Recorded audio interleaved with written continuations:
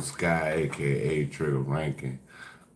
Basically, we in here right now. We waiting on the Playboy Carti album release. Kendrick's supposed to be on there, and we just waiting. So it's supposed to drop in a minute. We're waiting on it right now. One second, y'all. All right, y'all. We're waiting on it right now. We're waiting on the Playboy Cardi. See if we can get something else cracking in here.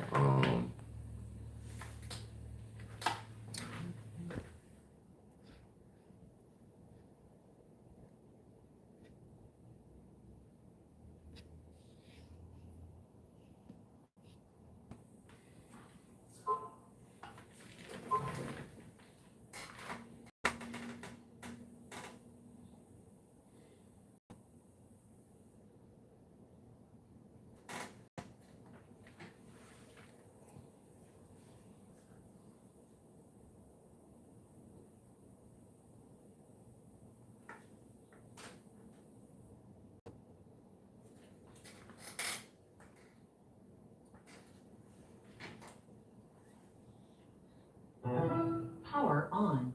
Bluetooth pairing.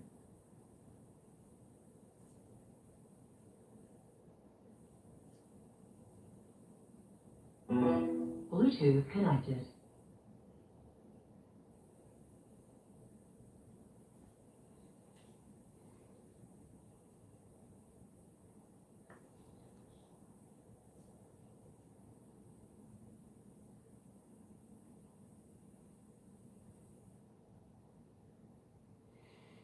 All right, y'all. Hold on. Let's see what's going on. Let's see.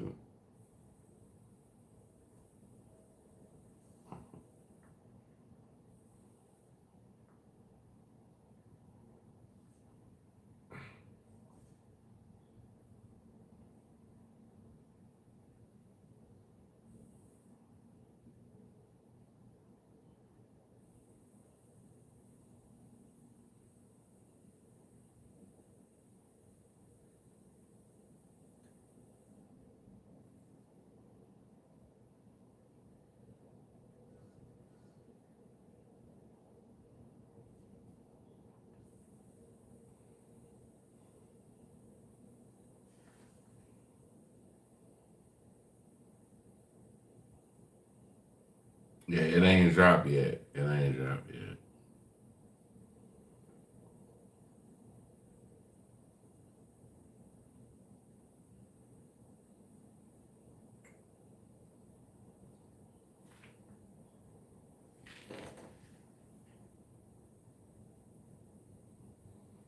Oh, everything going good.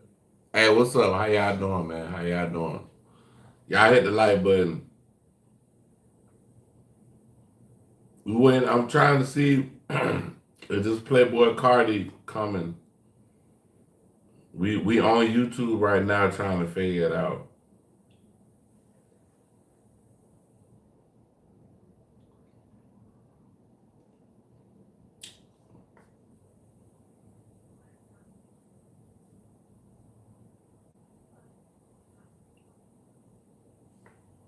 See what academics talking about.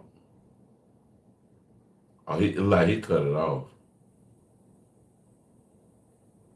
Yeah. So right now we got 2 hours and 49 minutes, bro. Yeah, he cut the I ain't stream gonna off. cap with y'all. I think he cut the stream off because they say it was supposed to drop at 3 o'clock, but it ain't dropped. Not yet.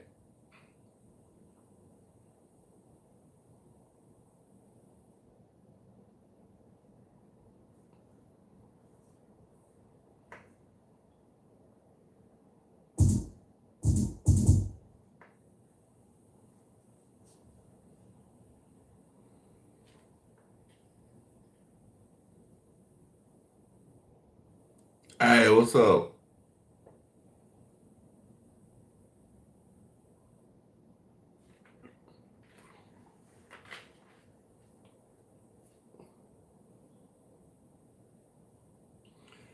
I'm trying to figure it. I'm trying to figure out about this damn. We trying to figure out about the Playboy Cardi thing, man.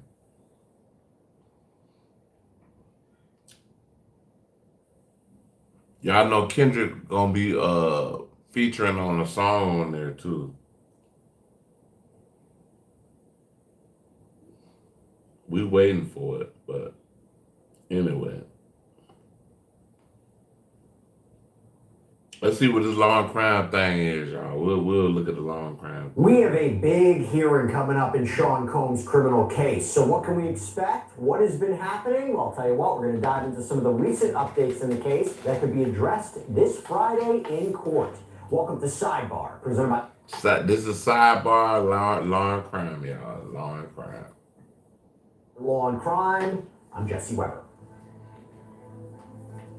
All right, so Friday's going to be interesting. We have this court hearing in Sean Combs' criminal case out in the Southern District of New York. We're actually going to be live streaming updates from outside the courthouse on Law and Crime's YouTube channel. We're going to be doing a whole show on it. I'm going to be hosting it, so in case you want to follow it in real time, you can check it out on Friday. It's going to happen, I think, at around 2 p.m. Eastern. And there are going to be a number of issues that we expect that we're going to hear. And I'm going to lay it out for you about what we can possibly expect. Because remember, we are quickly approaching Combs' May 5th trial date, believe it or not. Unbelievable. I didn't think that was going to happen. And remember, this is a trial where... Hey, May 5th gonna be in a little bit, bro. May 5th gonna be in just a little bit.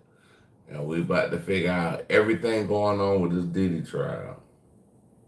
He will face charges of racketeering conspiracy, sex trafficking by force, fraud, or coercion, transportation to engage in prostitution. That's an important charge we'll talk about in a minute. But in anticipation of that... The craziest thing, he getting charged with all of the, these mob cases, like racketeering and all of that, like stuff like that. It takes more than one person to, I think, lead a crime family. When you talking about an organization, you have to organize more than one person. You see what I'm saying? You could be one person, but an organization is many people. So that's why I just think that, that's kind of wild. Hearing Friday, here are some things that you should know, maybe what we can expect. We don't know for sure, but this is possible what is going to be addressed on Friday. Now, first up, we believe that Sean Combs is going to be officially arraigned on the second superseding indictment at this conference. Now, most likely he will be advised of his rights, the charges, most likely will enter a plea, and what is the most significant difference in this new indictment that was filed against him last week on March 6th is really one paragraph. I'm actually going to read you right now part of the government's letter to the court that was filed in conjunction with this superseding indictment, and it reads as follows. The S2 indictment contains no new charged offenses, but includes additional allegations related to the racketeering conspiracy charged in count 1. Specifically, the S2 indictment contains additional allegations as to the means and methods of the racketeering enterprise related to forced labor. So, now let me go right to the second superseding indictment that was filed, and I'm going to read it for you now, what appears to be really the only change from the previous indictment. So this one new addition, again, this is under the means and methods section of the criminal enterprise that Combs allegedly led and ran as part of this racketeering conspiracy charge, that he had this criminal enterprise where prosecutors allege he and this enterprise engaged. Need a free phone? Listen up. If you're on SNAP, Medicaid, SSI, or Section 8, you're eligible for a brand... Prosecutors allege he and this enterprise engaged in forced labor, sex trafficking, arson, kidnapping, and we remember what the main central allegation here is about the racketeering conspiracy, right? That Combs allegedly engaged in a pattern of abusing women for years, that he verbally, emotionally, physically, and sexually abused them. That included transporting women and commercial sex workers and coercing and forcing women to participate in sex acts for his own desire, and that he would use drugs or threats or power or violence to get them to do what he wanted, and that he used his power... It's crazy, like, it's a long list of things he done, like, God. Or his resources in his business empire and employees and associates to carry out all this criminal activity, including covering it all up, and his practices are violations of law. So this is what the new paragraph in the second superseding indictment reads, quote, Combs, along with members and associates of the enterprise, also maintained control over certain employees of the Combs business, whom he forced to work long hours with little sleep through use of, among other things, physical force, psychological harm, financial harm, and reputational harm, and or threats of the same. In doing so, Combs, assisted by members and associates of the enterprise, caused these employees to believe they would be harmed, including by losing their jobs if they did not comply with his demands.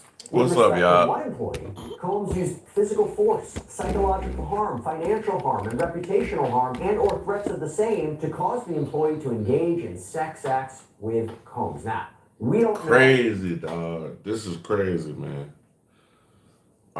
This stuff Diddy got going on, bro. Like, I mean, I ain't gonna lie to you. Diddy gonna have his day in court, bro. He gonna have his day in court. But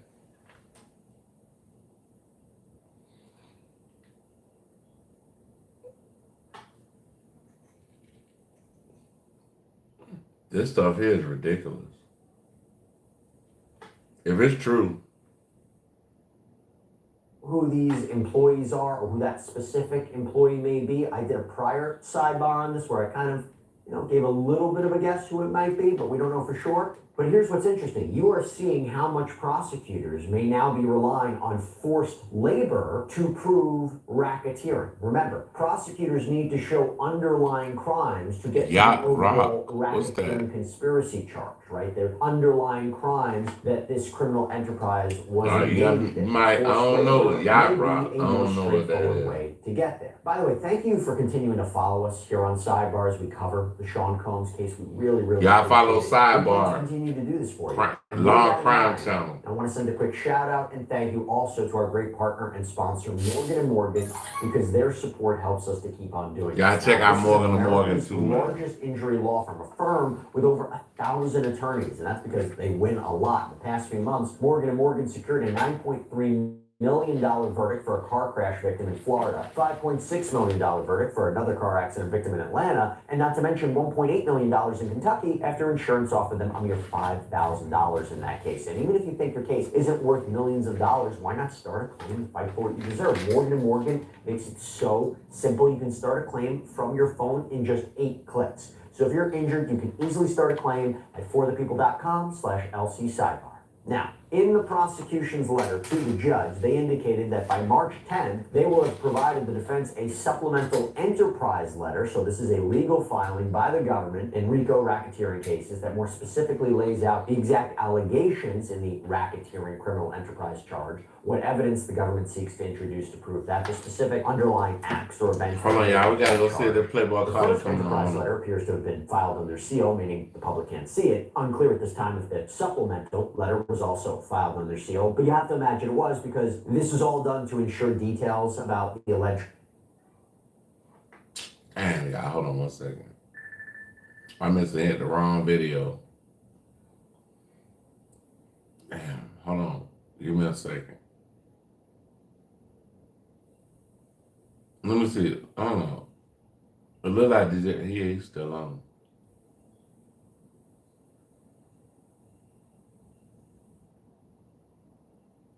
It's not playing. Oh, okay. Hold on, y'all. We trying to see if the Playboy done came out with, bro. I'm down bad. Already got me missing my flights, all type of shit not looking good. I'm down bad, chat.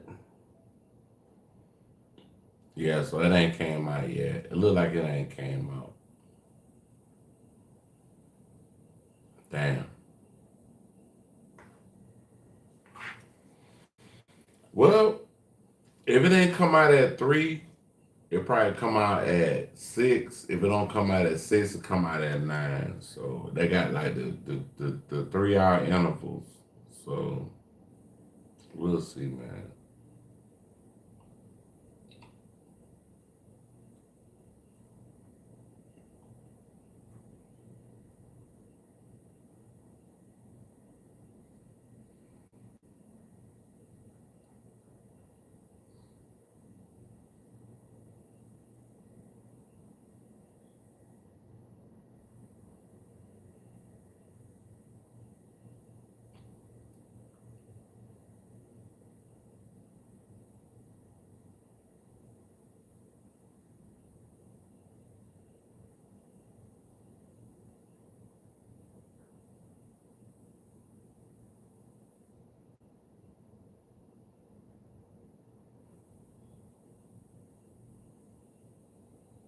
I don't know. Look like I can't get back to the P. Diddy stuff. They don't look like they ain't trying to show. Hold on.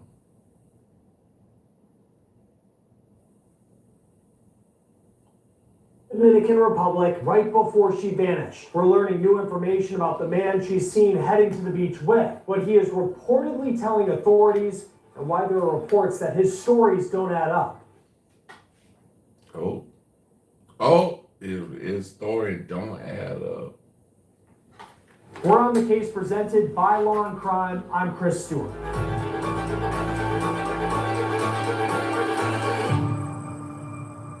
On the case. The search for Sudiksha Konecki has stretched into another day. The 20-year-old college Shaduska Shonesky. That's her name. Student was last seen on Thursday, March 6th in the early hours of the morning. Here's what we know. Now, So March 6th is what? What's today's day, y'all? Today like the 14th, I think. Yeah, the 14th.